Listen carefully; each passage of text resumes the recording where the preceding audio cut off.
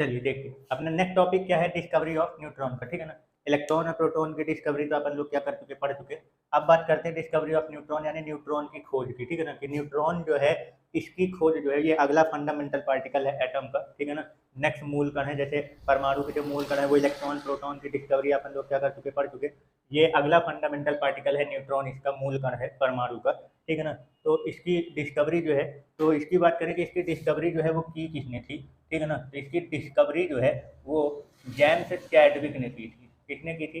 James Chadwick ने की थी, ठीक है ना, इसकी डिस्कवरी। और जो न्यूट्रॉन है तो इसका जो चार्ज होता है, न्यूट्रॉन का जो चार्ज होता है, यानी कि जो इस पे आवेश की अगर हम बात करें तो न्यूट्रॉन में जो चार्ज होता है वो जीरो होता है। क्या होता है? जीरो, मतलब कोई चार्ज नहीं होता इसके अंदर। तो ये कैसा होता है? न्यूट्रल होता है। कैसा होता है? न्यूट्रल, कोई चार्ज नहीं होता, उदासीन होता है। इसी न्यूट्रल होने के कारण ही इसका क्या नाम पड़ा है इस पार्टिकल का? न्यूट्रॉन। न्यूट्रॉन के कारण, ठीक है ना। देखो, जो एटम हैं यानी कि जो परमाणु है, तो परमाणु के जितने भी फंडामेंटल पार्टिकल हैं, जैसे इलेक्ट्रॉन हो गया, प्रोटॉन हो गया, और भी काफी सारे उनमें फंडामेंटल पार्टिकल्स होते हैं, तो उनकी डिस्कवरी जो है वो बहुत जल्दी हो गई थी, इलेक्ट्रॉन प्रोटॉन वगैरह की। लेकिन जो न्यूट्रॉन है इसकी डिस्कवरी जो है होने में, यानी इसकी खोज होने में काफी समय लगा है बाकी के फंडामेंटल पार्टिकल के कंपैरिजन में। अदर फंडामेंटल पार्टिकल जो हैं, ठीक है ना, अदर फंडामेंटल पार्टिकल जो है आपके, यानी जितने भी अब परमाणु के न्यूट्रॉन को छोड़ के बाकी के जितने भी मूल कण हैं उनके कंपैरिजन में इसकी डिस्कवरी में काफ़ी लॉन्ग टाइम का डिफरेंस आ गया, मतलब काफ़ी लंबा समय लग गया इसको डिस्कवर करने में। तो इस मतलब बाकी सारे फंडामेंटल पार्टिकल की डिस्कवरी हो गई, लेकिन न्यूट्रॉन की डिस्कवरी जो है वो बहुत ही देरी से हुई है, ठीक है ना, अदर फंडामेंटल पार्टिकल के कंपैरिजन में। तो इसका कारण ये है कि न्यूट्रॉन जो होता है ये कैसा होता है? न्यूट्रल होता है, यानी इस पर कोई भी चार्ज नहीं होता। इस वजह से इसकी खोज होने में क्या है, काफी लंबा टाइम लग गया, ठीक है ना, बाकी के फंडामेंटल पार्टिकल पार्टिकल के कंपैरिजन में। जैसे इलेक्ट्रॉन और प्रोटॉन की खोज जो है वो जल्दी हो गई थी और न्यूट्रॉन की खोज काफी लंबा समय लग गया। तो इसका मेन कारण क्या था कि न्यूट्रॉन जो है वो कैसा होता है? न्यूट्रल होता है। कैसा होता है? न्यूट्रल। इसका जो नेचर है, चार्ज है, वो न्यूट्रल है। और जो हम लोग बाकी के फंडामेंटल पार्टिकल की डिस्कवरी कर रहे थे, तो जैसे इलेक्ट्रॉन हो गया, है ना, और जो प्रोटॉन हो गए, तो इलेक्ट्रॉन में कौन सा चार्ज होता है? निगेटिव चार्ज होता है। कौन सा चार्ज होता है? निगेटिव चार्ज होता है। प्रोटॉन में कौन सा चार्ज होता है? पॉजिटिव चार्ज होता है, ठीक है ना, यानी कि धन आवेश। ये इस पे कौन सा होता है? ऋण आवेश होता है। और जो प्रोटॉन होता है ये कौन सा आवेश होता है? इस पे धन आवेश होता है, ठीक है ना।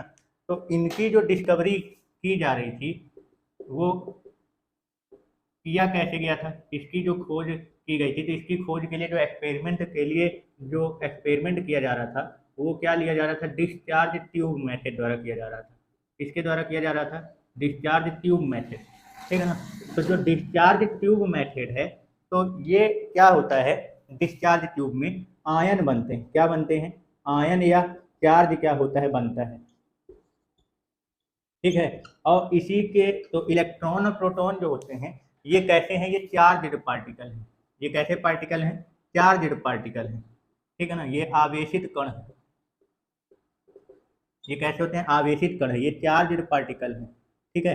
तो इसके यानी कि जो डिस्चार्ज ट्यूब मेथड, यानी कि जो कैथोड रे एक्सपेरिमेंट, जैसे इलेक्ट्रॉन और प्रोटॉन की जो डिस्कवरी की गई है, तो इसमें क्या है? ये कैथोड रे एक्सपेरिमेंट किया गया था, है ना।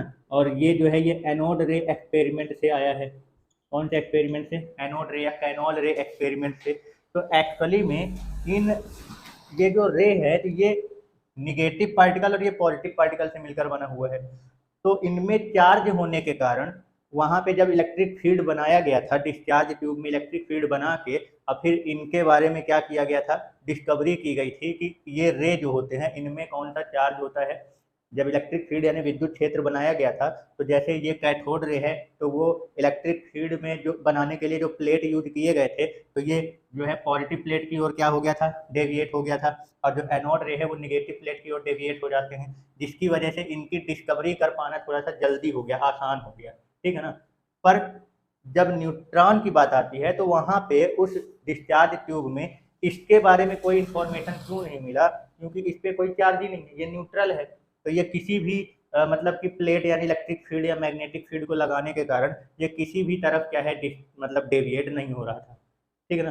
तो इसकी वजह से मतलब इसके न्यूट्रल होने के कारण इसकी डिस्कवरी जो है होने में काफ़ी लंबा समय लग गया इनके कंपैरिजन में, बाकी के फंडामेंटल पार्टिकल के कंपैरिजन में, क्योंकि बाकी के फंडामेंटल पार्टिकल जो होते हैं वो चार्ज होते हैं, वो आवेशित होते हैं, और उनके आवेशित होने के कारण उन्हें क्या हो गया, जल्दी क्या कर लिया गया, डिस्कवर कर लिया गया, क्योंकि इनको इलेक्ट्रिक फील्ड की मदद से क्या कर लिया गया, आसानी से डिटेक्ट कर लिया गया, इनके बारे में आसानी से पता कर लिया गया। अब वही ये न्यूट्रल होने के कारण इसके बारे में वहाँ पे डिटेक्ट ही नहीं हो पा रहा था, ये किसी भी तरफ डेविएट ही नहीं हो रहा था, जिसकी वजह से इसको डिस्कवर करने में काफ़ी लंबा समय लग गया, समझ, यानी इसका लेट डिस्कवर होने का सबसे मेन कारण क्या है, इसका न्यूट्रल होना। कोई डाउट? तो चलिए, तो इलेक्ट्रॉन और प्रोटॉन की जो डिस्कवरी की गई थी वो कैथोड रे एक्सपेरिमेंट और एनोड रे एक्सपेरिमेंट द्वारा क्या है किया गया था, और ये एक्सपेरिमेंट किया गया किसमें किया गया था, डिस्चार्ज ट्यूब में, है ना, यानी कि जो हमारा विसर्जन नलिका होती है, ठीक है ना, विसर्जन नली जो थी, कांच की एक नली थी जिसको विसर्जन नली बोलते हैं, उसमें क्या किया गया था, कैथोड और एनोड रे एक्सपेरिमेंट करके इलेक्ट्रॉन और प्रोटॉन की डिस्कवरी की गई थी। तो इलेक्ट्रॉन और प्रोटॉन के बारे में आसानी से इसलिए पता चल गया क्योंकि वो चार्ज्ड पार्टिकल थे, लेकिन न्यूट्रॉन जो होता है वो कैसा होता है, न्यूट्रल होता है, तो इसके बारे में कुछ इन्फॉर्मेशन वहाँ पे मिल ही नहीं रही थी। तो वैज्ञानिकों के दिमाग में इस पार्टिकल को डिस्कवर करने का क्या हिंट मिला, मतलब कि मतलब उनके सामने ऐसा कौन सा मतलब कि हिंट आया या ऐसी कौन सी जानकारी आई जिसकी वजह से उनको ये इसके बारे में डिस्कवर करने का मतलब कि प्रेरणा मिली कि हाँ ऐसा कोई पार्टिकल अभी है अपने पास जिसकी हम लोग अभी डिस्कवरी जो है वो नहीं किए हैं, ठीक है। तो वो कारण ये था, एटम का मास, जो एटॉमिक मास है, इसकी वजह से न्यूट्रॉन का खोज करने का क्या है, वैज्ञानिकों को मतलब कि प्रेरणा मिली कि अपन को इसके बारे में क्या करना है, डिस्कवरी करना चाहिए, ठीक है ना, किसकी वजह से, एटॉमिक मास की वजह से, परमाणु द्रव्यमान की वजह से।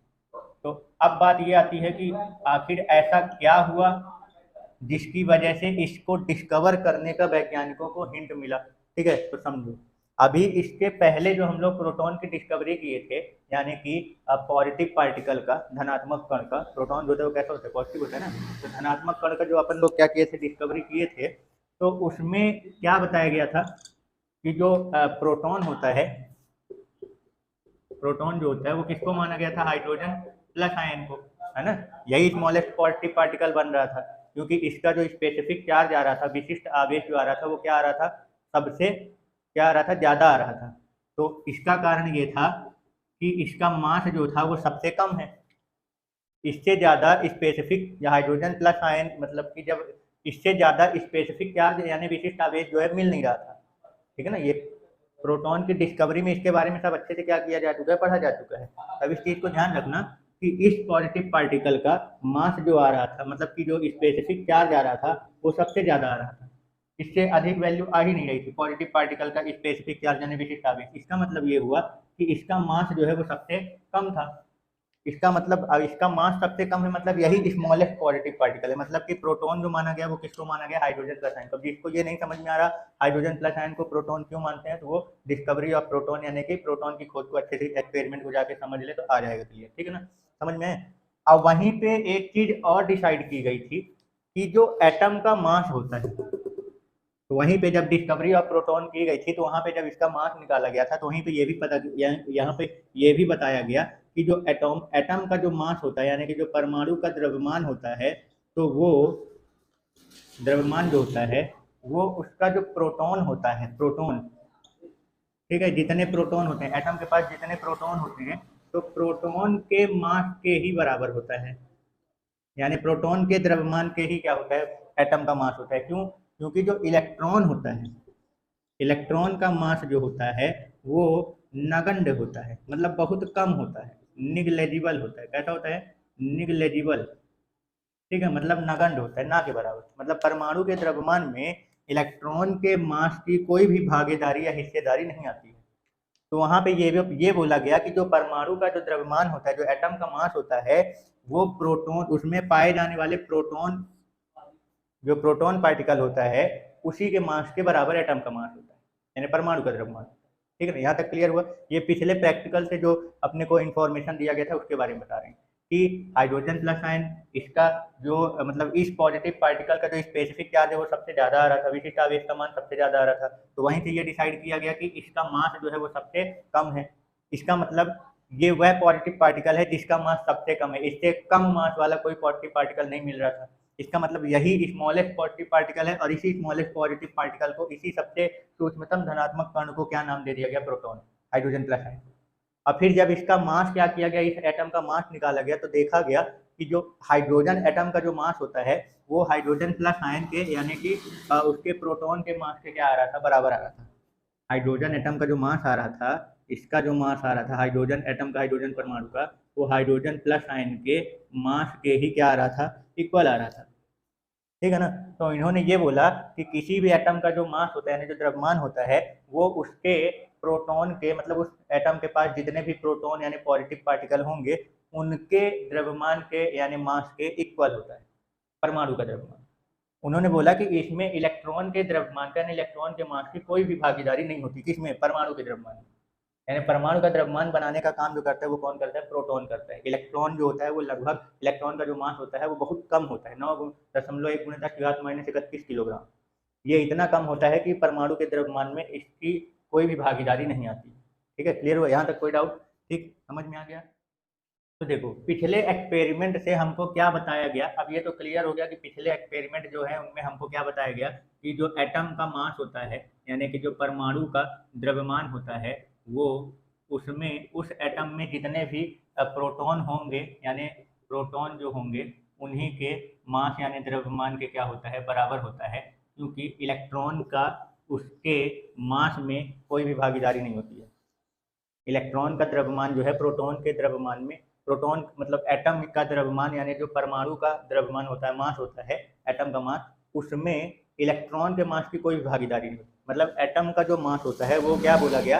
प्रोटॉन के मास के ही इक्वल होता है। ठीक है, क्लियर हो गया यहाँ तक? अब जब ये डिसाइड कर दिया गया कि जो परमाणु का द्रव्यमान होता है वो उसमें पाए जाने वाले प्रोटॉन यानी पॉजिटिव पार्टिकल के मास के ही क्या होगा? इक्वल होगा। तो प्रोटॉन के द्रव्यमान को, यानी कि mass of hydrogen plus ion को, इसको 1 यूनिट का मास मान लिया गया, कि इसी को मास का क्या बना दिया गया? यूनिट बना दिया गया। ठीक है ना? तो इसका मतलब ये हुआ कि अगर हम किसी दूसरे एटम की बात करें, जैसे हीलियम की बात करते हैं, तो हीलियम का जो एटॉमिक नंबर होता है वो कितना होता है? 2 होता है। हीलियम का एटॉमिक नंबर कितना होता है? 2 होता है। ठीक है ना? तो ये ध्यान रखना, जिसका जितना एटॉमिक नंबर होता है, एटॉमिक नंबर यानी कि परमाणु द्रव्यमान जो होता है, वो उसके नंबर ऑफ प्रोटॉन के ही इक्वल होता है। किसके बराबर होता है? नंबर ऑफ प्रोटॉन, यानी कि प्रोटॉन की संख्या। तो किसी भी एटम का जो एटॉमिक नंबर होता है, यानी कि परमाणु संख्या पर, एटॉमिक नंबर यानी परमाणु क्रमांक, सॉरी, क्या होता है? जो परमाणु क्रमांक होता है वो उसके प्रोटॉन का जो संख्या होती है, उसमें जितने प्रोटॉन पाए जाते हैं उस एटम में, उसी के बराबर उसका एटॉमिक नंबर दिया जाता है। ठीक है, क्लियर हो गया? तो जैसे अगर अपन हीलियम की बात करते हैं, तो हीलियम का एटॉमिक नंबर यानी परमाणु क्रमांक जो होता है वो कितना होता है? 2 होता है। तो इसका मतलब ये हो गया कि इसके पास कितने प्रोटॉन हैं? 2 प्रोटॉन होंगे। कितने प्रोटॉन होंगे? 2 प्रोटॉन होंगे। ठीक है ना? तो अगर इसका मास अगर हम कंपेयर करें, तो इसका मतलब अभी 1 यूनिट का मास हम लोग जो बनाए हैं वो किसको माने? Mass of hydrogen plus ion को, है ना? किसको बनाए हैं? हाइड्रोजन प्लस आयन को, यानी एक पॉजिटिव पार्टिकल, या हाइड्रोजन एटम को भी बोल सकते हो, क्योंकि प्रोटॉन का द्रव्यमान ही परमाणु के द्रव्यमान। तो hydrogen, mass of hydrogen plus ion, या हाइड्रोजन एटम बोल लो, इसको क्या बनाया गया? 1 यूनिट का मास बनाया गया। तो अगर हीलियम के पास, हीलियम का एटॉमिक नंबर जो होता है, यानी कि जो परमाणु क्रमांक होता है वो 2 होता है, तो इसका मतलब ये हो गया कि हीलियम के पास कितने प्रोटॉन होंगे? 2 प्रोटॉन होंगे। तो अगर अपन हीलियम के मास को क्या करें, हाइड्रोजन के एटम के मास से अगर बैलेंस किया जाए, तो जैसे इधर एक हीलियम अगर लेते हैं, एक हीलियम लेते हैं, तो ये हमारे पास इसके पास कितने प्रोटॉन है? 2 प्रोटॉन है। तो एक हाइड्रोजन का मास 1 प्रोटॉन के बराबर। तो हाइड्रोजन प्लस आयन का 1 यूनिट का मास बनाया गया। तो इसका मतलब ये हो गया कि या हाइड्रोजन प्लस आयन या हाइड्रोजन एटम ले लो। हाइड्रोजन प्लस आयन को क्या बोलते हैं? प्रोटॉन बोलते हैं ना। तो प्रोटॉन का जो मास होता है वो उसके एटम के मास के बराबर होता है, बोला गया था कि किसी भी एटम का मास जो होता है वो उसके प्रोटॉन के ही मास के बराबर होता है। तो यहाँ पे अगर हम हाइड्रोजन को, एटम को 1 यूनिट का मास माने, तो यानी कि अब जिसका भी हमें मास निकालना है, जैसे हीलियम का मास अपने को निकालना है, तो हमें इधर साइड क्या करना होगा, हाइड्रोजन को रखो और हाइड्रोजन एटम रखते जाओ, और जितने में ये बैलेंस हो जाए तो उतने ही यूनिट का इसका मास कहलाएगा दूसरे एटम का। जैसे अपन लोग कोई सब्जी वब्जी लेते हैं, तो जैसे इधर 1 किलो का बाट रखते हैं, फिर इधर सब्जी चढ़ाते जाते हैं, तो जब वो बराबर हो जाता है तो ये मान लेते हैं कि एक किलो की सब्जी अपने पास हो गई है।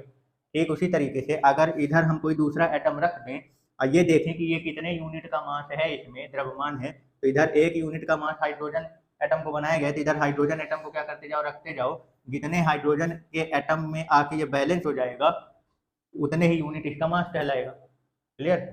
तो अभी ये देखो कि क्या बोला गया था कि जो हाइड्रोजन एटम का मास होता है वो उसके प्रोटॉन के मास के इक्वल होता है, ठीक है ना, और एक हाइड्रोजन का मास उसके एक प्रोटॉन के मास के बराबर ही होता है।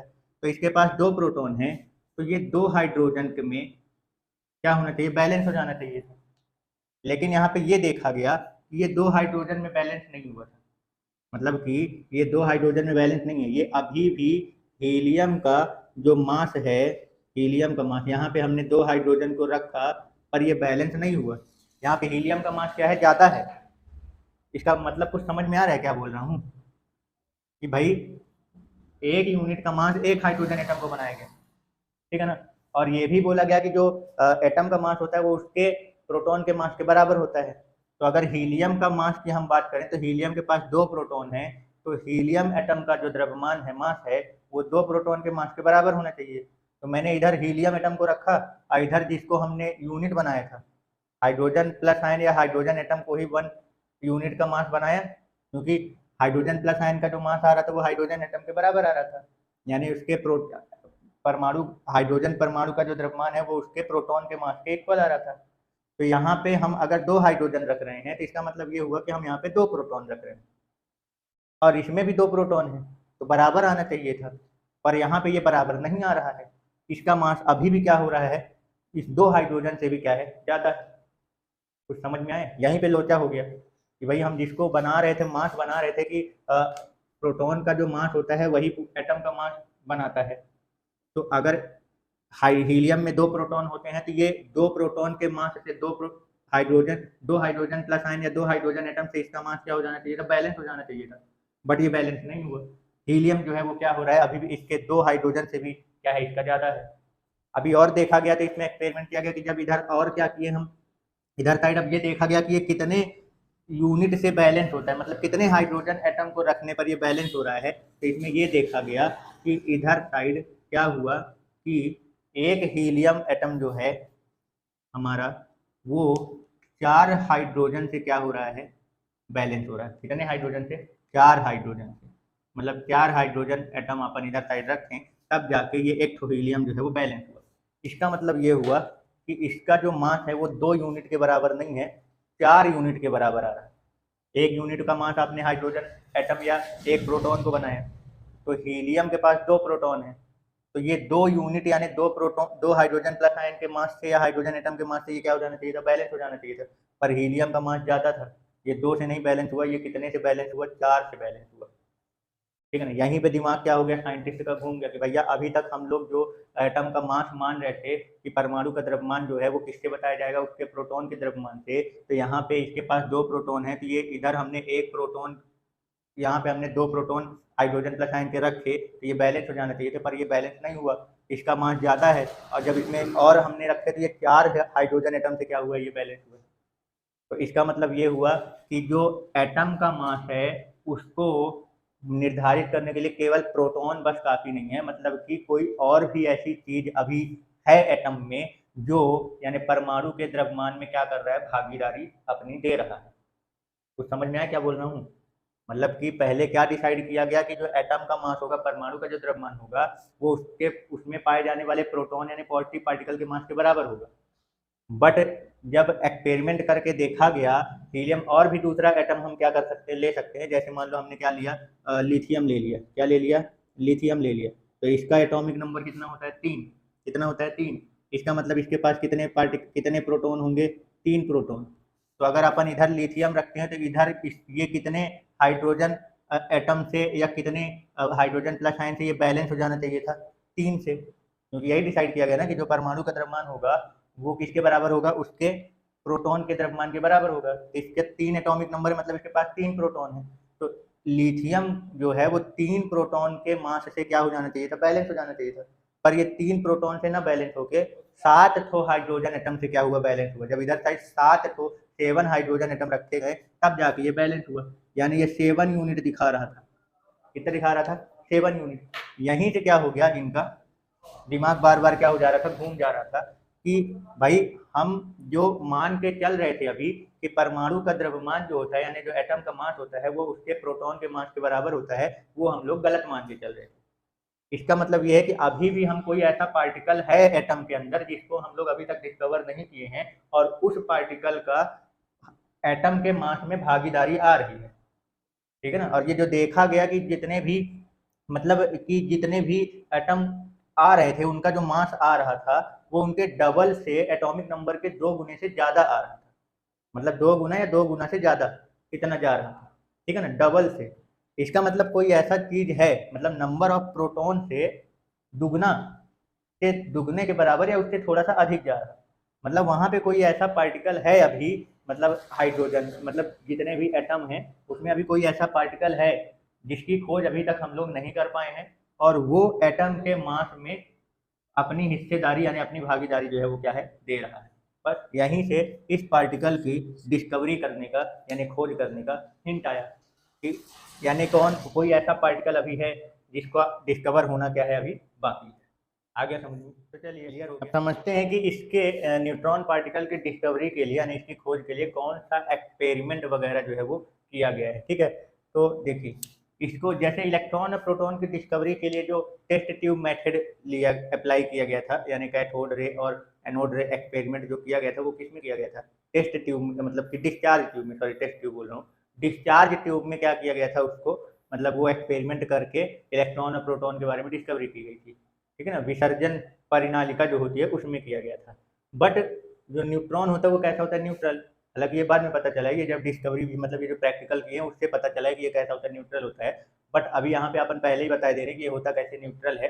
तो इसके न्यूट्रल होने के कारण इसके बारे में डिस्चार्ज ट्यूब में क्या है, नहीं पता चल पाया था। जो परिनालिका है, विसर्जन परिनालिका है, उसमें इसके बारे में नहीं पता चल पा रहा। तो इसका मतलब ये है कि अपन इसकी डिस्कवरी के लिए डिस्चार्ज ट्यूब वाला प्रैक्टिकल अपन इसमें नहीं ले सकते हैं। तो इसके लिए कौन सा प्रैक्टिकल मतलब यूज किया गया है, तो वो है अल्फा स्कैटरिंग। क्या है, अल्फा स्कैटरिंग, ठीक है ना। तो ये क्या है, अब इसको थोड़ा सा समझते हैं।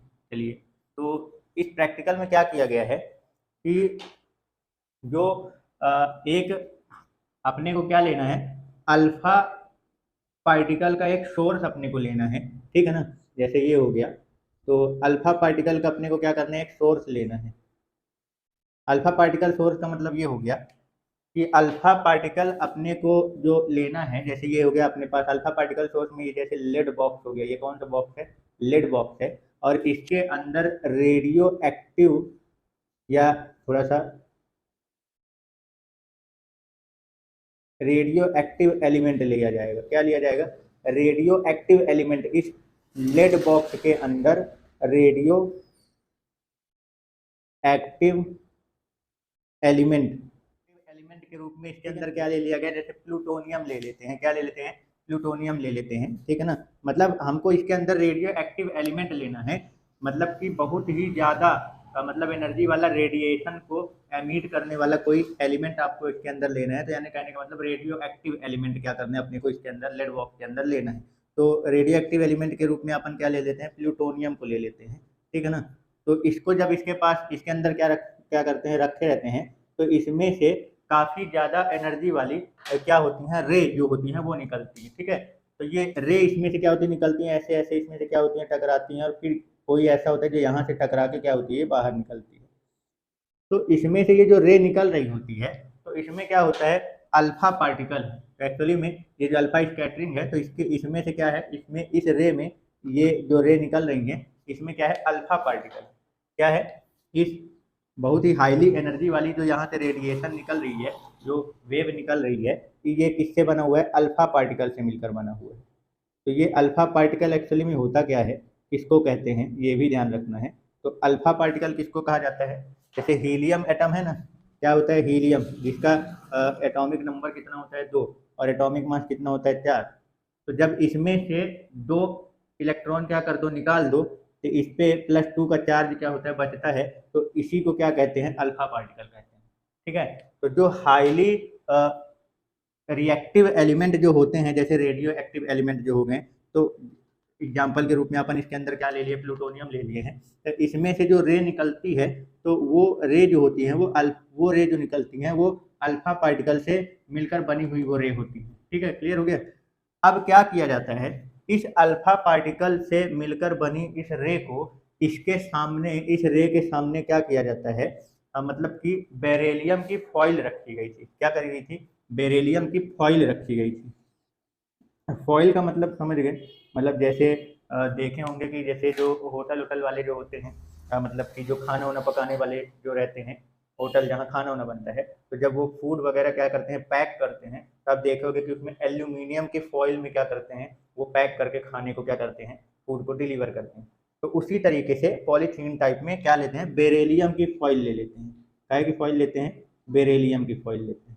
ठीक है ना, क्लियर हो गया। तो इस बेरिलियम के फॉइल में बेरिलियम के क्या होंगे, एटम होंगे। क्या होंगे, बेरिलियम की फॉइल जो है, तो ये बेरिलियम का है, तो इसमें बेरिलियम के क्या होंगे, एटम्स होंगे। ठीक है, ये ऐसे काफी सारे बेरिलियम के इसमें क्या है, एटम्स हैं। तो क्या होता है इसमें, इस बेरिलियम के एटम, बेरिलियम के फॉइल में ये जो अल्फा पार्टिकल्स निकल रहे हैं, तो ये क्या होते हैं, जब यहाँ से निकलती हैं तो काफी सारी ये रे क्या होती हैं, निकलती हैं। तो ये रे जो होती हैं इस बेरिलियम फॉइल से जाके काफी हाईली स्पीड से क्या होती है, जाके टकराती हैं। ये इनसे क्या होती हैं, ये रे जो होती हैं वो निकल के क्या होती है, टकराती हैं। ठीक है, क्लियर हो गया। तो जैसे ही ये बेरिलियम फॉइल में ये अल्फा पार्टिकल से बनकर बनी हुई जो रे होती है, यानी जो विकिरणें हैं, ये क्या होती है, बेरिलियम फॉइल से जब जाकर टकराती हैं, तो इसके टक्कर के बाद इसमें से जो रे बाहर निकलती है, जो रे निकलती हैं, ये ठीक है ना, काफी ज्यादा ये एनर्जी वाली, मतलब ये जो रे जा रही है, ये अल्फा पार्टिकल, तो ये जो बोल रहे हैं इसको अल्फा रे आप बोल सकते हो। ठीक है ना, तो क्योंकि ये वाली जो रे है वो अल्फा पार्टिकल्स से मिलकर बनी हुई, इसमें काफी सारे ये मतलब अल्फा पार्टिकल्स हैं। ठीक है ना, इसमें ये काफी सारे इसमें क्या है, अल्फा पार्टिकल्स से ये रे मिलकर बनी होती है। तो जब क्या होता है कि ये रे जो होती हैं बेरिलियम फॉइल से क्या होती है, जब जाके टकराती हैं, तो इसमें से क्या होती है, एक अलग प्रकार की रे क्या होती है, विकिरण जो होती है वो निकलती है। अब ये अल्फा रे नहीं है, ये ध्यान रखना, ये जो है ये अल्फा रे नहीं है। ठीक है ना, अल्फा रे यानी अल्फा पार्टिकल वाली जो विकिरणें हैं वो इधर साइड है। ये इससे टकराने के बाद जब इसको बेरिलियम फॉइल में जब इसका क्या किया जाता है, बमबार्ड कराया जाता है, बमबारी कराई जाती है। बेरिलियम फॉइल में क्या की जाती है, इसकी बमबारी कराई जाती है, बमबार्ड करवाया जाता है। जब इसकी क्या की जाती है, बमबारी करवाई जाती है, तो इस बेरिलियम फॉइल से एक डिफरेंट टाइप का क्या होता है, रे निकलता है। इसमें से एक डिफरेंट टाइप की क्या होती है, रे निकलती है। तो जब इसको क्या किया गया था कि मतलब कि चार्ज डिटेक्टर की मदद से, इसकी मदद से, चार्ज डिटेक्टर की मदद से इसको डिटेक्ट करने की कोशिश किया गया था कि देखा जाए कि इसमें जो ये रे निकल रही है तो ये किस टाइप की रे है। ठीक है ना, ये क्या है, ये एक चार्ज डिटेक्टर है। चार्ज डिटेक्टर यानी कि आवेश सूचक, यानी कि ये ऐसा मतलब एक डिवाइस है जो अगर इसमें से कोई रे क्या होगी, अगर मान लो जाएगी, तो उस रे में यानी विकिरणों में कौन सा चार्ज है, पॉजिटिव चार्ज है कि निगेटिव चार्ज है, उसको डिटेक्ट करके ये क्या करता है, मतलब उसको एनालाइज करके ये बताता है कि यहाँ हमारे सामने जो रे आ रही है वो किस चार्ज वाली, कौन से आवेश वाली रे है, पॉजिटिव वाली है कि निगेटिव वाली। तो इसमें से टकरा, यहाँ तो अल्फा पार्टिकल हमने लिया था, अल्फा रे है, और ये जब टकरा रहा था तो इस अल्फा रे में कौन सा चार्ज होता है, पॉजिटिव चार्ज होता है।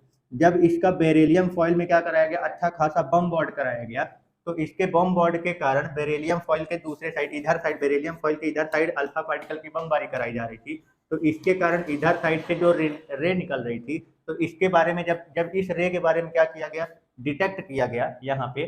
ठीक है ना, इसके बारे में चार्ज डिटेक्टर की मदद से, तो ये कोई भी सूचना मतलब कि किसी भी प्रकार का, ना प्लस का डिटेक्शन दे रहा था ना माइनस का, इसमें ये अगर ये डिटेक्टर जैसे होता है तो यहाँ पे जैसे मान लो ब्लिंक करने लगता है। ऐसे एग्जांपल के लिए समझ लो कि यहाँ पे दो ठो मान लो लाइट लगी हुई है, ठीक है ना। अब ये वाली लाइट मान लो किसके लिए है, निगेटिव चार्ज के लिए है। कि अगर अब इसमें कोई मान लो निगेटिव पार्टिकल वाला कोई रे आएगा तो ये रेड कलर का जो है लाइट वो क्या होने लगेगा, जलने लगेगा। और अगर मान लो पॉजिटिव पार्टिकल वाला कोई पॉजिटिव चार्ज का कोई पार्टिकल आता है, धनात्मक कण वाला कोई अगर रे आएगा तो यहाँ पे ये ब्लू वाला क्या करने लग जाएगा, मान लो ब्लिंक करने लग जाएगा। पर ना तो रेड वाला ब्लिंक किया और ना ही ब्लू वाला ब्लिंक किया। मतलब इन दोनों में से कोई भी लाइट जो है वो इस रे के कारण नहीं जल रही थी। तो मतलब इससे ये पता चला कि जो इधर साइड रे निकल रही है वो अल्फा रे तो नहीं है। क्यों? क्योंकि अल्फा रे है पॉजिटिव। अगर इधर साइड अल्फा रे निकल रही होती तो ये डिटेक्टर जो है वो इधर ब्लू कलर का क्या करता, ब्लिंक करता, मतलब पॉजिटिव चार्ज का। तो ना तो ये निगेटिव वाला ब्लिंक किया ना पॉजिटिव वाला। मतलब कि ये जो रे निकल रही है ये कुछ दूसरे टाइप की ही रे है और इस पर कोई भी चार्ज जो है वो नहीं है, ये न्यूट्रल है, ये उदासीन रे है। ये कैसी रे है, न्यूट्रल रे है। इतना क्लियर हुआ। अब थोड़ा सा एक्सपेरिमेंट को क्या किया गया, थोड़ा सा इसको जैसे डिटेक्ट करने के बाद ये जो रे है वो कैसी रे है, न्यूट्रल है। अब इसको ये पता करने के बाद फिर इसमें क्या किया गया, इसमें थोड़ा सा चेंजेस किया गया और वो ये किया गया कि इसके सामने, इस रे के सामने इस बार क्या रखा गया, एक मतलब कि पैराफिन वैक्स रखा गया। क्या रखा गया, पैराफिन वैक्स रखा गया। पैराफिन वैक्स मतलब मोम। तो ये क्यों रखा गया, तो एक्चुअली में इसके सामने जो पैराफिन वैक्स होता है ना, इसमें काफी ज्यादा मात्रा में प्रोटॉन होते हैं। क्या होते हैं, प्रोटॉन के पार्टिकल्स होते हैं, ठीक है ना। मतलब कि ये बोल सकते हो proton riched substance. Proton riched substance मतलब कि ऐसा सब्सटेंस या मैटर आप ले लो, कोई ऐसा पदार्थ इसके सामने रखो जिसके पास भारी मात्रा में क्या हो, काफी ज्यादा मात्रा में क्या हो, प्रोटॉन हो। अब प्रोटॉन किसको बनाया गया था, क्या बताया गया था, प्रोटॉन कौन होता है, हाइड्रोजन प्लस आयन। मतलब यहाँ पे अपने को ऐसा एक सब्सटेंस लेना है जिसके पास भारी ज्यादा मात्रा में क्या हो, प्रोटॉन हो, यानी हाइड्रोजन की मात्रा क्या हो, ज्यादा हो। तो जो पैराफिन, मतलब इसके लिए अच्छा एग्जाम्पल अपने पास क्या बन रहा था, पैराफिन वैक्स मतलब मोम जो होते हैं ना, जो जलाते हैं जैसे दिया हुआ के लिए जो मोम वगैरह जैसे लेते हैं मोमबत्ती, तो वही एग्जाम्पल के यहाँ पे इसके सामने क्या किया गया था, रखा गया। मतलब वो जो मोम होता है वो प्रोटॉन रिच्ड सब्सटेंस है, मतलब इसके पास काफी ज्यादा मात्रा में क्या होंगे, प्रोटॉन। कहने का मतलब ये हाइड्रोजन प्लस आयन आपको उसमें मिल जाएंगे। तो एक्चुअली में ऐसा क्यों मिल रहा है, क्योंकि जो पैराफिन वैक्स या जो मोम होते हैं ये हाइड्रोकार्बन होते हैं। क्या होते हैं, हाइड्रोकार्बन होते हैं। मतलब इसके पास काफी ज्यादा मात्रा में कार्बन और हाइड्रोजन क्या है, प्रेजेंट है, ठीक है ना। हाइड्रोकार्बन मतलब कि कार्बन और हाइड्रोजन आपको इसमें काफी ज्यादा मात्रा में क्या है, मिल जाएंगे, ठीक है। क्लियर हुआ। तो एक्चुअली में ये क्या एक्सपेरिमेंट किया जा रहा है क्या, इसमें कार्बन हाइड्रोजन आपको काफी ज्यादा मात्रा में क्या है इसमें मिलेंगे, क्योंकि ये हाइड्रोकार्बन होते हैं, ठीक है। तो अब ये हुआ क्या, तो ये जो न्यूट्रल रे जो यहाँ से आ रही हैं, तो जब इसको क्या किया गया, प्रोटॉन रिच्ड सब्सटेंस से ले जाके इसकी क्या कराई गई, मतलब बमबारी कराई गई। मतलब इसके सामने प्रोटॉन रिच्ड सब्सटेंस मतलब कि पैराफिन वैक्स यानी मोम को क्या कर दिया गया, रख दिया गया। तो इसमें से क्या पता चला कि जब ये रे जो हैं वो इस मोम से क्या होती है, जाके टकराती है, तो इसके बाद जब इस मोम से क्या होती है, जाके ये टकराती है, अब फिर इसके सामने डिटेक्टर जो लगाया गया, इसके सामने क्या किया गया, वही डिटेक्टर जो है वो इसके सामने क्या कर दिया गया, लगा दिया गया। क्या, चार्ज डिटेक्टर। क्या लगाया गया, चार्ज डिटेक्टर लगा दिया गया इसके सामने, ठीक है ना। चार्ज डिटेक्टर यानी कि आवेश सूचक। तो क्या देखा गया कि इसमें से ये जो चार्ज डिटेक्टर है ना, तो ये पॉजिटिव चार्ज वाला जो है लाइट जो है ब्लिंक करने लग गया। इसका कहने का मतलब ये है कि जब ये रे पैराफिन वैक्स से होकर जा रही थी तो इसके बाद इसमें से जो रे निकली है वो कौन सी वाली निकली है, मतलब कि जो रे निकल रही थी वो पॉजिटिव चार्ज वाली रे निकल रही थी।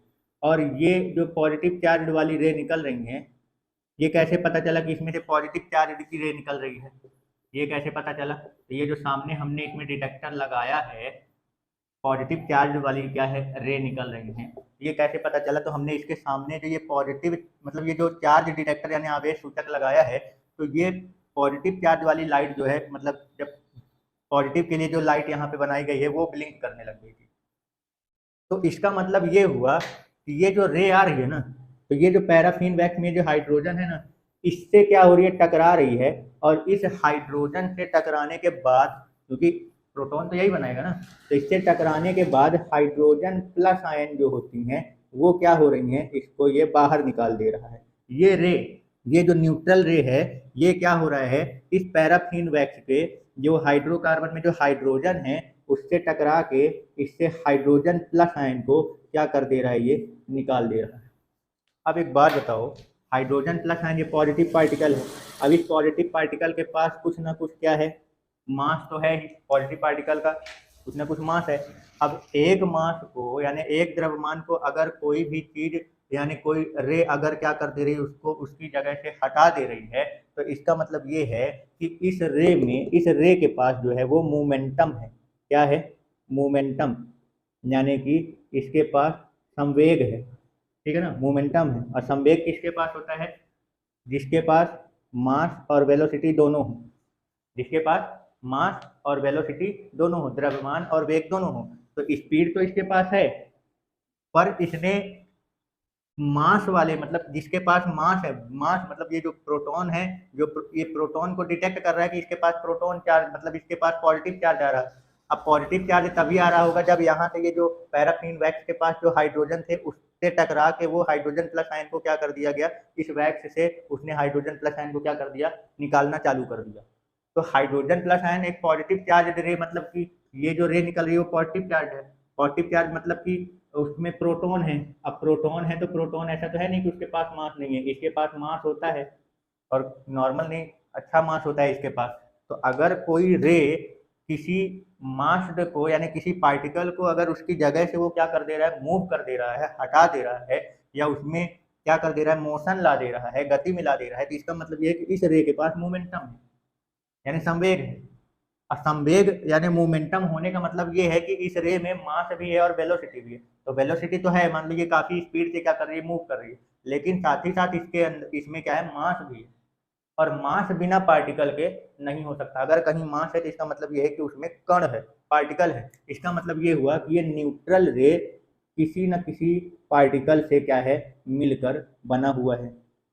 ये अब यहाँ पे कुछ समझ में आ रहा है? ये जो न्यूट्रल रे निकल रही है, ये जो है वो क्या है, मतलब कि अगर इसके पास मोमेंटम है तो इसका मतलब ये है कि इसमें मास और वेलोसिटी दोनों है। तो वेलोसिटी यानी कि इसके पास स्पीड, वेग तो है, साथ ही साथ इसमें मास है। और अगर किसी के पास मास है तो इसका मतलब ये है कि वो कई छोटे छोटे पार्टिकल से, वो रे कई पार्टिकल्स से मिलकर बना है जिसके पास मास है। अब ये बात ये आ रही है कि ये जो रे है वो हाइड्रोजन एटम को क्या किया है, मतलब प्रोटॉन को हटा पाया, कार्बन को नहीं हटा पाया है। यहाँ पे है तो कार्बन भी ना, हाइड्रोकार्बन में पैराफिन वैक्स में दोनों है ना, हाइड्रोकार्बन है तो हाइड्रोजन भी है, कार्बन भी है। तो बात ये आती है कि इसने हाइड्रोजन प्लस आयन को ही हटा पाया है, यहाँ पे कार्बन को नहीं हटाया है। तो एक चीज को समझो, जब कोई एक पार्टिकल दूसरे पार्टिकल से टकराता है तो उस दूसरे पार्टिकल को वो तभी मूव कर पाता है, यानी कि ये कोलिजन का थोड़ा कॉन्सेप्ट है टक्कर का, कि एक पार्टिकल दूसरे पार्टिकल को तभी क्या कर पाएगा, मूव करा पाएगा, जब जो टकरा रहा है यानी ये वाला पार्टिकल, इसका मास जिससे टकरा रहा है उसके मास से बराबर हो या उससे ज्यादा हो, उसके मास से क्या हो, समझना क्या बोल रहा हूँ अच्छे से, ठीक है ना। ये पार्टिकल जो है वो केवल हाइड्रोजन प्लस आयन यानी प्रोटॉन को बस क्या कर पाया है, यहाँ से मूव करा पाया है, कार्बन को मूव नहीं करा पाया है। तो इसका मतलब ये है कि जो इस पार्टिकल का जो मास है, इस न्यूट्रल रे जिन पार्टिकल से मिलकर बना हुआ है, उसका मास जो है वो लगभग लगभग इस प्रोटॉन के मास के बराबर या उससे ज्यादा होगा, थोड़ा बहुत क्या होगा, ज्यादा होगा। ठीक है, समझ में? तो ऐसा इस ये रिजल्ट इसलिए निकला है क्योंकि कोई भी पार्टिकल जब किसी दूसरे पार्टिकल से क्या होता है, टकराता है, तो दूसरे पार्टिकल को वो तभी मूव करा पाता है जब उसका खुद का मास दूसरे वाले पार्टिकल के बराबर या उससे ज्यादा हो। अच्छा, आप ये समझो कि जैसे मान लो मैंने एक बड़ा सा पत्थर लिया, ठीक है ना, जैसे एक बड़ा सा पत्थर लिया, जैसे मान लो हमने कितना ले लिया, ऐसे मान लो 5 किलोग्राम का, ठीक है ना, कितना लिया, 5 किलोग्राम का। और मैं एक छोटा सा पत्थर ले रहा हूँ, कितने का, 500 ग्राम का, कितने का, 500 ग्राम का। अब जब मैं क्या करूंगा, ये 500 ग्राम से जब ये स्पीड से आके इस 5 किलोग्राम के पत्थर से टकराएगा तो क्या ये इसको मूव करा पाएगा? नहीं करा पाएगा ना, ठीक है ना। मतलब इसका मास काफी ज्यादा है और इसका मास क्या है, बहुत कम है उसके कंपैरिजन में। तो इतना छोटा पार्टिकल जो है या इतना कम मास वाला पार्टिकल इतने हैवी मास वाले पार्टिकल को मूव नहीं करा पाएगा, ठीक है। लेकिन यही चीज अगर हम क्या कर दें कि ये जो पार्टिकल है इसको भी मैं क्या कर दूं 5 किलोग्राम का या 5 किलोग्राम से ज्यादा कर दूं, तो जब ये उससे जाकर टकराएगा तब इसको आसानी से क्या कर सकता है, ये मूव करा सकता है, यानी कि उसमें मूवमेंट ला सकता है। तो यही कारण है कि यहाँ से कार्बन जो है वो मूव नहीं हो पाया। इसका कारण ये है कि कार्बन का मास जो होता है वो होता है 12। कार्बन का मास क्या होता है, 12, काफी ज्यादा है। लेकिन जो हाइड्रोजन को इसने क्या कर दिया, डिस्प्लेस कर दिया, मतलब यहाँ से हाइड्रोजन को क्या कर दिया, इसने हटा दिया, मतलब उसको मोशन में ला दिया। तो इसका मतलब ये है कि इस पार्टिकल का जो मास है वो प्रोटॉन के मास के ही कंपैरिजन है। मतलब कहने का मतलब इसका मास लगभग लगभग प्रोटॉन के ही मास के बराबर है। समझ में आया? तो ये एक नया पार्टिकल निकला यहाँ से। इस एक्सपेरिमेंट से पता चला कि यहाँ पे ये जो है ये कैसा है, मतलब ये जो रे निकल रही है ये न्यूट्रल है, ठीक है ना, क्लियर, जिसमें कोई चार्ज नहीं है। लेकिन इसने अपने सामने रखे पैराफिन वैक्स में से यानी कि मोम से केवल हाइड्रोजन प्लस आयन यानी कि इसने प्रोटॉन बस कोई क्या कर पाया, मूव करा पाया। इसका मतलब ये पहले तो ये क्लियर हुआ कि जब इसने पॉजिटिव पार्टिकल यानी प्रोटॉन को क्या किया, इसकी जगह से हटा दिया, उसने जहां जुड़ा हुआ था कार्बन के साथ उसने उससे टक्कर मारी और उस टक्कर के कारण ये हाइड्रोजन प्लस आयन जो होते हैं ये क्या हो रहे हैं, अपने इस मतलब कि मैटर को छोड़ के बाहर निकल जा रहे हैं, प्रोटॉन बाहर निकल जा रहे हैं। तो अगर ये रे जो है किसी मास वाले पार्टिकल को क्या कर दे रहा है, मूव करा दे रहा है, तो इसका मतलब इस रे में मोमेंटम है। अब मोमेंटम होना यानी कि संवेग होने का मतलब ये है कि उसके पास मास और वेलोसिटी दोनों है। तो स्पीड तो काफी ज्यादा है, हाई स्पीड से, काफी खतरनाक स्पीड से क्या है निकल रही है, लेकिन स्पीड के साथ साथ इसके पास मास भी है, तभी उसने प्रोटॉन को क्या कर दिया, मूवमेंट में ला दिया। तो मास होना मतलब यही डिसाइड कर रहा है कि ये पार्टिकल्स से मिलकर बना हुआ है, ये रे जो है वो छोटे छोटे पार्टिकल से यानी कणों से मिलकर बना हुआ है, जिसका खुद का कुछ ना कुछ मास है। आई बात समझ में? अब ये जो मास है वो कितना है, ये कैसे डिसाइड किया गया, तो इसका जो मास है वो प्रोटॉन के ही मास के क्या है, बराबर या उससे थोड़ा सा ज्यादा होगा। ये कैसे डिसाइड किया गया, ये इसी से कोलिजन वाले कॉन्सेप्ट से, टक्कर के कॉन्सेप्ट से, कि अगर बहुत छोटा पार्टिकल लोगे तो छोटा पार्टिकल बड़े पार्टिकल को मूव नहीं करा पाएगा, ठीक है ना। अगर किसी पार्टिकल को टक्कर के कारण हमें किसी दूसरे पार्टिकल को मूवमेंट में लाना है, मोशन में लाना है, गति में लाना है, तो जिससे आप उसको टक्कर मार रहे हो उसका मास सामने वाले पार्टिकल से क्या होना चाहिए, बराबर या उससे ज्यादा होना चाहिए, तब वो अच्छा खासा स्पीड से क्या कर पाएगा, इसको मूव करा पाएगा। समझ गए? तो कार्बन को क्यों नहीं मूव करा पाया, क्योंकि कार्बन का मास काफी ज्यादा है और इसका मास काफी कम है। इसने हाइड्रोजन एटम को ही यानी प्रोटॉन को ही बस डिस्प्लेस कर पा पाया। इससे इसी से रिजल्ट निकल रहा था कि जो इसका मास है, इस न्यूट्रल पार्टिकल का जो मास है वो लगभग लगभग किसके मास के बराबर है, प्रोटॉन के मास के बराबर। समझ गए? तो इस तरीके से इस नए पार्टिकल की क्या हुई, डिस्कवरी हुई। और ये है क्या, न्यूट्रल है, इस पर कोई विचार नहीं है, जिसका मास जो है वो प्रोटॉन के मास के लगभग बराबर या उससे थोड़ा सा क्या होता है, ज्यादा होता है, यानी उसी के कंपैरिजन मास होता है, यानी कि उसी के लगभग लगभग बराबर होता है। तो इस प्रकार के इस नए पार्टिकल को क्या नाम दिया गया, न्यूट्रॉन। क्या नाम दिया गया, न्यूट्रॉन। तो समझ में आया इसका न्यूट्रॉन की डिस्कवरी का एक्सपेरिमेंट, ठीक है ना। तो इसका जो इस पार्टिकल का जो सिंबल बनाया गया वो क्या बनाया गया कि भाई देखो चार्ज तो है नहीं, यानी कि चार्ज जीरो है, यानी कि नंबर ऑफ प्रोटॉन इसमें क्या रहेगा, जीरो, है ना। चार्ज के लिए यहाँ पे क्या रखते हैं भाई, एक भी चार्ज नहीं है तो इसके लिए जीरो रख दिया। और इसका मास कितना है, प्रोटॉन के मास के बराबर, प्रोटॉन के मास को 1 यूनिट मान रहे थे हम लोग, यहाँ 1 रखेंगे तो इसका जो सिंबल होगा वो 0 या 1 होगा। तो ये 0 मतलब इस पर चार्ज नहीं, कोई भी चार्ज नहीं, ठीक है ना, क्लियर हो गया। और यहाँ 1 का मतलब ये है कि इसका मास जो है वो कितना है, 1 मास हम लोग किसको माने थे, प्रोटॉन के मास का 1 यूनिट मान के, तो इसका भी मास लगभग लगभग उसी के बराबर है। तो इस प्रकार से इस नए न्यूट्रल पार्टिकल का क्या हुआ, डिस्कवर हुआ, जिसको क्या बोला गया। तो अब देखो इस एक्सपेरिमेंट में यहाँ पे क्या हुआ है, जैसे अल्फा पार्टिकल को हमने बेरिलियम फॉइल में क्या किया, बम बोर्ड कराया, तो इधर से जो रे निकल रही थी ये अल्फा वाली रे तो नहीं निकल रही थी, क्योंकि डिटेक्टर की मदद से इसको डिटेक्ट किया तो इससे कोई भी पॉजिटिव चार्ज का डिटेक्शन नहीं आ रहा था, ठीक है ना। इसका मतलब ये नई प्रकार की क्या है, रे है। तो इसका मतलब ये हुआ कि इधर से जो अल्फा पार्टिकल इस बेरिलियम फॉइल में जो जाके टकरा रहा है, तो इसके पार दूसरे पार जो है वो अल्फा पार्टिकल नहीं जा पा रहा है। इसका मतलब ये हुआ कि जो अल्फा पार्टिकल जो है वो बेरिलियम की फॉइल में बेरिलियम के साथ क्या हो जा रहा है, जुड़ जा रहा है। क्लियर हो गया। और वो जुड़ के यहाँ पे एक नया एटम क्या कर देगा, बना देगा। मतलब कि इसके साथ ये जुड़ के, बेरिलियम के साथ जुड़ के ये एक नए प्रकार का उसमें, क्योंकि इधर साइड अल्फा निकल ही नहीं पा रहा, इसका मतलब ये कि अल्फा पार्टिकल बेरिलियम के साथ क्या हो जा रहा है, जुड़ जा रहा है।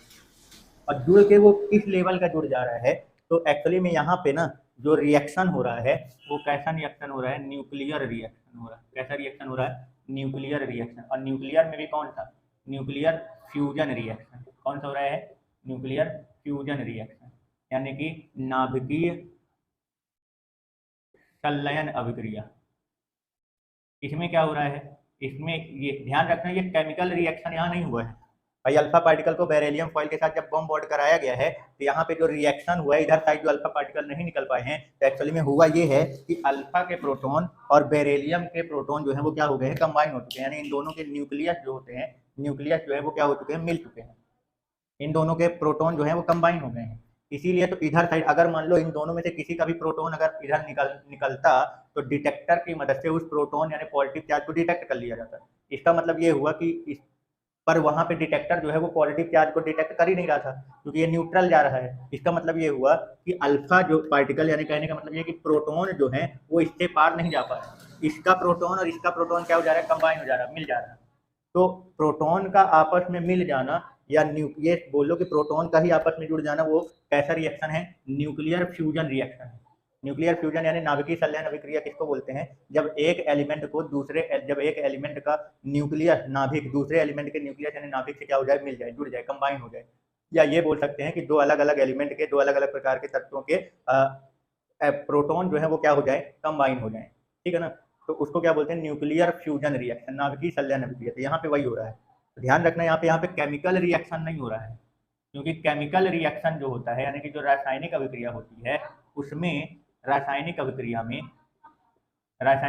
में क्या होता है, इलेक्ट्रॉन के ट्रांसफॉर्मेशन से होता है। रासायनिक अभिक्रिया, केमिकल रिएक्शन जो होता है वो किससे होता है, इलेक्ट्रॉन के ट्रांसफॉर्मेशन से होता है। ठीक है ना, क्लियर। तो जो इलेक्ट्रॉन और प्रोटॉन की डिस्कवरी की गई थी, तो डिस्चार्ज ट्यूब मेथड द्वारा परिनालिका जो थी उसमें जो किया गया था, तो वहाँ इलेक्ट्रॉन के ट्रांसफर के कारण उस पर चार्ज बन रहे थे, तो वहाँ केमिकल रिएक्शन हो रहा है। लेकिन यहाँ पे इधर साइड जो है वो अल्फा पार्टिकल जो है या इलेक्ट्रॉन वगैरह जो है वो नहीं निकल पा रहे हैं, क्योंकि डिटेक्टर की मदद से किसी भी प्रकार के चार्ज का डिटेक्शन नहीं आया था। इसका मतलब ये हुआ कि यहाँ पे इलेक्ट्रॉन का ट्रांसफॉर्मेशन तो हुआ ही नहीं है। ठीक है ना, क्लियर हो गया। तो मतलब यहाँ पे केमिकल रिएक्शन नहीं है। तो अब जो है इधर साइड अब ये देखा गया कि इसमें से जो है अल्फा पार्टिकल इधर से भेजा गया और उधर अल्फा पार्टिकल अपने को नहीं मिल रहा, मतलब दोनों के प्रोटॉन क्या हो गए हैं, कंबाइन हो गए। तो प्रोटॉन का कंबाइन हो जाना क्या है, न्यूक्लियर फ्यूजन रिएक्शन। ठीक है ना। तभी इसको रिएक्शन को लिखेंगे कैसे, तो हमने इधर से क्या किया, अल्फा पार्टिकल क्या होता है, किसको बोलते हैं, हीलियम को। तो ये हीलियम है 2 और इसका एटॉमिक मास कितना होता है, 4। इसको किससे रिएक्शन कराया गया है, बेरिलियम का। तो बेरिलियम का एटॉमिक मास कितना होता है, एटॉमिक नंबर यानी परमाणु क्रमांक 4, और इसका जो मास होता है वो कितना होता है, 9। ठीक है ना, क्लियर हुआ। अब जब ये इससे क्या हुआ, रिएक्ट किया, तो इधर साइड अपने को जो न्यूट्रल रे निकला था ना, तो अपन ने इससे इस न्यूट्रल रे के पार्टिकल को क्या किया, डिस्कवर किया। तो क्या पता चला कि इस पे कोई भी चार्ज नहीं होता, लेकिन इसका मास लगभग 1 प्रोटॉन के मास के बराबर होता है। ठीक है ना, क्लियर हो गया, समझ गए। तो यानी कि अपन इधर जो लिखेंगे, तो एक पार्टिकल तो इसका ये निकल रहा है, इधर साइड जो निकला है, तो इसका पार्टिकल जो निकला वो क्या निकला, N। ठीक है ना, क्लियर हो गया। जिसमें कोई भी चार्ज नहीं है, कोई भी चार्ज ना होने का कारण मतलब इस पे, यहाँ पे जैसे इस पे 4 अगर इसका एटॉमिक नंबर है, तो इसका मतलब ये हो गया कि इसमें 4 प्रोटॉन है। इसका 2 एटॉमिक नंबर है, तो इसका मतलब इस पे 2 प्रोटॉन है, 2 पॉजिटिव चार्ज। पर ये तो न्यूट्रल है, इस पे कोई भी चार्ज नहीं है, इसका मतलब ये न्यूट्रल यानी इस पे कोई भी चार्ज नहीं है। समझ में आया, न्यूट्रल है ना, इस पे कोई भी चार्ज नहीं, तो 0। लेकिन इसका एक मास जो है वो है 1। इसका एटॉमिक जो मास होता है वो लगभग 1 प्रोटॉन के मास के बराबर। तो जैसे रिएक्शन जो होता है, तो रिएक्शन में क्या बोला जाता है कि जो रिएक्शन होता है वो कंजर्वेशन ऑफ मास के बेस पे चलता है। ठीक है ना, यानी द्रव्यमान संरक्षित रहता है। तो जितना मास इधर होगा उतना ही मास इधर साइड भी होगा, जितना मास रिएक्टेंट साइड होता है उतना ही मास प्रोडक्ट साइड भी होता है। तो इधर साइड देखो, तो इधर की अगर अपन बात करें, तो प्रोटॉन और चार्ज भी क्या होता है, मतलब कि चार्ज कंजर्वेशन रिएक्शन में दोनों होता है, रासायनिक अभिक्रिया में दोनों चलता है। मास कंजर्वेशन ऑफ मास का प्रॉपर्टी भी लगती है और कंजर्वेशन ऑफ चार्ज का भी लगता है। यानी दोनों साइड मास भी बराबर रहेगा और दोनों साइड टोटल चार्ज भी क्या रहेगा, इक्वल रहेगा, ठीक है ना। तो जैसे इधर देखो तो इधर कितने प्रोटॉन है, 4 और 2 6 प्रोटॉन है, तो इसके पास तो एक भी प्रोटॉन नहीं है, तो न्यूट्रल है, तो इस मतलब कि जो दूसरा पार्टिकल है वो उसके पास पूरा प्रोटॉन जो है वो दूसरे वाले के पास गया, यानी 6 इसके पास होंगे। 6 एटॉमिक नंबर किसका होता है, कार्बन का होता है, तो इसका मतलब ये है कि यहाँ पे कार्बन, यानी कि ये जो अल्फा पार्टिकल इस बेरिलियम से टकरा टकरा के क्या बन जा रहा था, ये कार्बन बन जा रहा था, क्योंकि इधर साइड जो रे निकल रही थी वो तो किसकी निकल रही थी, न्यूट्रॉन की निकल रही थी, न्यूट्रल वाली निकल रही थी, ठीक है ना। तो इसका मतलब ये है कि ये दोनों आपस में कंबाइन होकर जो ये वाली एक नई रे निकाल रहे थे वो न्यूट्रॉन का, तो बाकी इसका मतलब ये कि अल्फा पार्टिकल बेरिलियम फॉइल के बेरिलियम के साथ जुड़ मतलब टक्कर करके क्या बन जा रहा था, कार्बन बन जा रहा था, क्या बन जा रहा था, ये कार्बन बन जा रहा है। समझ में आया, कुछ क्लियर हो गया, ठीक है। तो वो कार्बन, अब कार्बन का मास कितना होता है, एक मास इसके पास चला गया, तो टोटल कितना है देखो, इधर 9 4 13, 13 का एक मास इसके पास चला गया, तो इसके पास कितना बचा, 12। तो ये है इस तरीके से इस नए पार्टिकल यानी कि जो न्यूट्रॉन है इसकी क्या हुई, डिस्कवरी हुई। आया समझ में कि न्यूट्रॉन का डिस्कवरी जो है वो कैसे किया गया, ठीक है, क्लियर हो गया, कोई डाउट।